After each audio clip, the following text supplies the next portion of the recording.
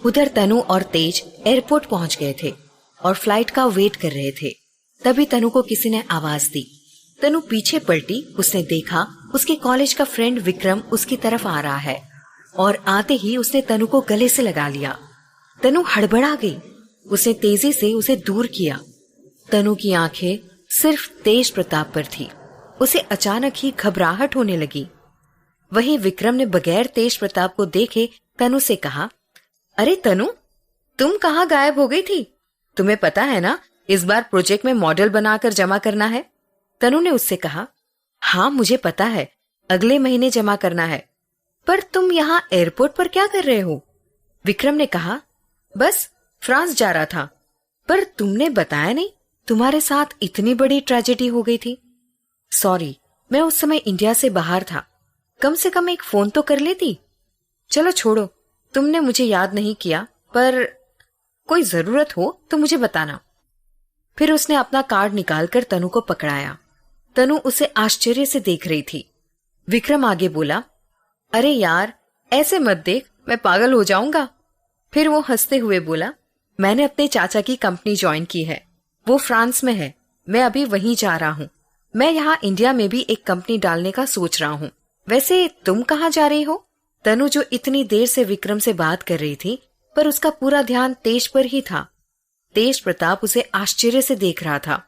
तनु ने तेज प्रताप की ओर इशारा करते हुए कहा, इनसे मिलो, ये मेरे हस्बैंड है, तेज प्रताप राठौर।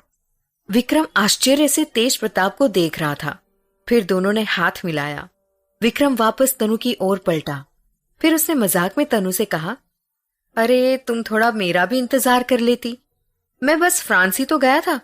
तुमने मेरे साथ शादी करने का प्रॉमिस तोड़ दिया, ये अच्छा नहीं किया। उसके ये शब्द तेज प्रताप पर जहर सा असर कर रहे थे। तनु ने हड़बड़ा कर कहा, पर मैंने तुमसे कब प्रॉमिस किया था? तुम पागल हो गए हो क्या? विक्रम फिर मजाक में बोला, तुम इतनी जल्दी भूल गई? माना तेज मुझसे ज्यादा हैंडसम है, पर प्यार तो हम दोनों एक दूसरे से करते थे। तुमने तेज के लिए मुझे छोड़ दिया।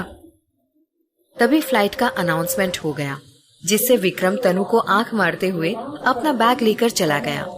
तनु उसे रोकना चाहती थी कि वो तेज को सच्चाई बताकर जाए, पर वो ऐसे ही चला गया।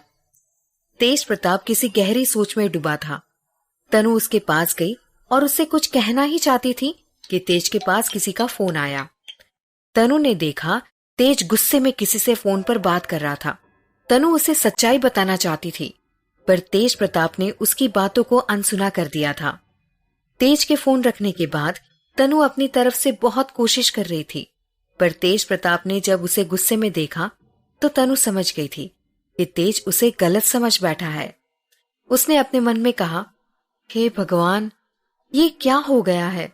ऐसा मेरे साथ ही क्यों होता है? तभी उनकी भी फ्लाइट का अनाउंसमेंट हो गया था। दोनों भी फ्लाइट में बैठ गए थे। फ्लाइट में बैठे बैठे तनु को बहुत अजीब लग रहा था। जल्दी ही उसका सर भारी होने लगा। वो वॉशरूम गई, उसे उल्टियां होती रही। तेज प्रताप ने पूछा, क्या हुआ? तुम्हारी तबीयत तो ठीक है? तेज प्रताप को अपनी चिंता करते देखकर तनु ने राहत की सांस ली। तनु ने कहा, कुछ नहीं, शायद शादी के खाने की वजह से तबीयत खराब हो रही है। 2-3 उल्टियां होने के बाद तनु को थोड़ा रिलैक्स लग रहा था। तेज प्रताप ने उससे कहा, जब हम डेनमार्क पहुंचेंगे तब डॉक्टर को दिखाते हुए जाएंगे। तनु ने कहा, नहीं, मैं ऐसे ही ठीक हूं, अब मुझे अच्छा लग रहा है। तेज प्रताप को तनु की चिंता हो रही थी, मगर उसने ज्यादा जाहिर नहीं होने दिया। उसने मन में कहा, तनु ही चाहती थी कि मैं ना उसके पास आऊं और ना ही उससे बात करूं, तो ठीक है। तेज ने अपनी नजर घुमा ली। तनु भी तेज के कंधे का सहारा लेकर कब सो गई उसे पता ही नहीं चला। तेज प्रताप ने एक नजर उसे देखा और मन में कहा, मैं तुम्हें सुधा के बारे में सब कुछ बताना चाहता हूं, पर शायद अभी सही वक्त नहीं है। तुम क्यों अपनी तबीयत खराब कर रही हो? मुझे समझ नहीं आ रहा है। और कौन है ये विक्रम? क्या तुम उसे प्यार करती हो? क्या यही कारण है तुम मुझसे दूर भाग रही हो? फिर वो भी सीट में पीछे सर टिकाकर सो गया। जर्मनी में फ्लाइट लैंड हो चुकी थी और वहां से डेनमार्क की फ्लाइट 2 घंटे के बाद थी, मगर तनु की तबीयत को देखते हुए तेज ने उसे कैंसिल करा दिया था। तनु को इसका पता ही नहीं था। तेज ने तनु से कहा, अभी डेनमार्क जाने में समय है, हम थोड़ा घर चलते हैं, फिर आ जाएंगे। तनु का मन जर्मनी वाले घर जाने का नहीं था, क्योंकि उसे तेज के साथ अकेले जाने में घबराहट हो रही थी। इसीलिए उसने कहा, पर मैंने दादू को कह दिया था कि हम अभी आ रहे हैं, तो यहीं रुकते हैं। तेज ने मन में सोचा, ये लड़की कभी नहीं सुधरेगी। सीधे बोल देती कि मेरे साथ अनकंफर्टेबल है। क्या मैं उसे इतना डरावना लगता हूँ, या फिर वो मुझसे दूर जाना चाहती है? तेज के पास किसी का फोन आया और उसने कहा, ठीक है। फिर तनु की ओर मुड़कर कहा, चलो। तनु ने आश्चर्य से कहा, पर कहाँ? तेज ने उसे एक नजर देखा और सामान लेकर आगे बढ़ गया। तनु भी झल्लाते हुए उसके पीछे चल पड़ी। उसने मन में कहा, जब मैंने कहा मुझे नहीं जाना है, तो भी अपने मन की करेंगे। तेज ने अरुण को कुछ कहा, जिस पर उसने मुस्कुराकर तनु को देखा और हाँ में गर्दन हिला दी। तनु आश्चर्य से अरुण को देख रही थी। उसने इशारे से अरुण से पूछा, क्या हुआ? पर अरुण ने ना में गर्दन हिला दी। तनु ने उसे घूरते हुए धीरे से कहा, वो छल्ला कहीं का, बता भी नहीं सकता। तेज ने उसके धीमे शब्दों को सुन लिया था, जिससे वो मुस्कुरा उठा। दोनों कार में बैठ गए। अरुण ने कार एक हॉस्पिटल में रोकी, मगर तनु की इच्छा नहीं थी, इसीलिए वो कार से बाहर ही नहीं निकली। तेज बाहर आया। उसने तनु को हॉस्पिटल चलने को कहा, पर तनु के मन में एक अनजाना सा डर था। उसने तेज की तरफ देखकर कहा, प्लीज, मैं हॉस्पिटल नहीं जाना चाहती हूँ, मुझे डेनमार्क जाना है। तेज ने उसकी तरफ घूरते हुए कहा, अपनी तबीयत देख रही हो ना, पूरे रास्ते वॉमिट करती आई हो। चलो सीधे से डॉक्टर को दिखा दो, फिर मैं कुछ नहीं कहूंगा। तनु ने भी थोड़े गुस्से में कहा, आप मेरी बात समझते क्यों नहीं है? मैं नहीं जा रही, मेरी तबीयत अभी ठीक है। वो जिद पर अड़ गई थी, जिसे तेज को भी गुस्सा आ रहा था। उसने अरुण को कुछ कहा और कार में बैठ गया। उसने तनु की तरफ नहीं देखा था। तनु ने भी राहत की सांस ली कि वो लोग अब हॉस्पिटल नहीं जा रहे हैं। जब कार जर्मनी के घर पहुंची तो तनु ने फिर अपना सर पकड़ लिया। उसे समझ आ गया, तेज उसे अब नहीं जाने देगा। अरुण ने कार का डोर खोला। तनु कुछ सोचते हुए कार से निकली। उसने अरुण को घूरकर देखा और घर में अंदर बढ़ गई। अरुण सामान लेकर पीछे चल पड़ा और मेड को रूम में सामान रखने को कहा। उसने तेज को देखकर कहा, सर क्या आज मैं घर चला जाऊं? अभी तो मैडम यहाँ रुकी है, बाद में आ जाऊंगा। तेज ने उसे कहा, नहीं, तुम कहीं नहीं जा रहे, चुपचाप यहीं रुको। थोड़ी ही देर में एक लेडीज डॉक्टर वहां आ गई। तेज और अरुण ने उसे ग्रीट किया। फिर डॉक्टर तेज के साथ उसके रूम में चली गई। तेज ने डोर नॉक किया। तनु ने खोला। वो डॉक्टर को देखकर हैरान हो गई। कभी वो डॉक्टर को देखती तो कभी तेज को।